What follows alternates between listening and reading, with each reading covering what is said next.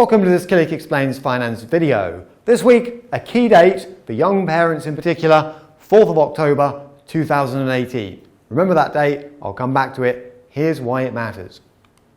So, why have I picked that date out of the diary? What's happening? The government recently changed the rules around the financial support available to parents with young children. Now, the old Childcare voucher scheme, as it's called, and these things tend to have similar names unfortunately, will close to new applicants on the 4th of October 2018. That's childcare vouchers. A new tax-free childcare, different name, different scheme is due to replace it. Now, if you haven't heard of either, now's a good chance to catch up. These are potentially quite valuable. So let's look at both of them and let's look at how you might decide which one applies, because you can technically still join either right at this point in July 2018 as I'm talking. So, the risks. Some people don't know about either scheme, so now's a good chance to find out if you don't. The savings are considerable, so I'll point out what you could get by joining either scheme. Let's compare the two, because you can only join one, not both, in a moment. The decision will depend, naturally enough, on which one gives you the greatest benefit and, of course, whether you qualify, because there are some qualifying criteria to meet. And at this point, as I say, you can join either, but the window to get childcare vouchers is rapidly narrowing. So, with no more ado, let's look at the existing older scheme, the one that's being phased out, but is still technically open now. So the basics here. This is available to working parents of children aged up to 15. Note that when we look at the other scheme in a moment, only one parent needs to be in work. So the reason I've highlighted some of these points is they are specific to each scheme. So these schemes don't have the same terms and conditions, if you like, and that needs to be borne in mind. The principle is salary sacrifice. Now, in essence, you can do salary sacrifice through an employer, so not so good for self-employed people, this one. Through an employer, you can do it for lots of things, including pension contributions. What it does, in the context of childcare vouchers, is give you what's called a post-tax cost to earn a pre-tax benefit. So, to translate that into English, if gross you would earn, say, £100, net after tax and NI, that would be 70. Essentially, through this scheme, you can get £100 of vouchers for only giving up £70 of your income, if that makes sense. So quite neat. And these can be used once you've set up the relevant accounts and talked to your employer about it and so on. It's not that difficult actually. At an Ofsted provider. So this could be nursery, childminder, playgroup, nanny, au pair. So the childcare decision is down to you. The benefit is potentially there anyway. And the benefit is what? Well, a basic rate taxpayer can buy up to £55 a week through the childcare voucher scheme, or £243 per month. Two parents could therefore double up and go for £486. The total maximum saving based on that would be around £933 per year, the gap between the net and the gross amounts, if you like. For a higher rate taxpayer, you're limited to £28 per week, but that's still worth having for a maximum saving of £625 per year. So not bad.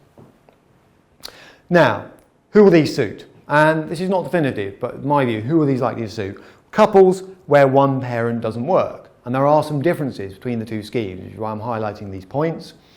Basic rate taxpayers with childcare costs annually below a certain level, and that level is around 9336, there's the magic number for basic rate taxpayers, or 6252 for higher rate taxpayers. If your childcare costs are above that and you meet some other criteria, the next scheme might be a better bet in terms of economic benefit. And high earners, defined here by these schemes as over £100,000 per year, or where one partner earns above that.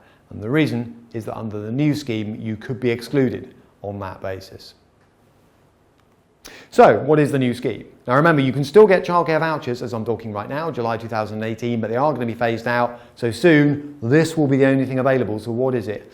Here it comes, the tax-free childcare scheme.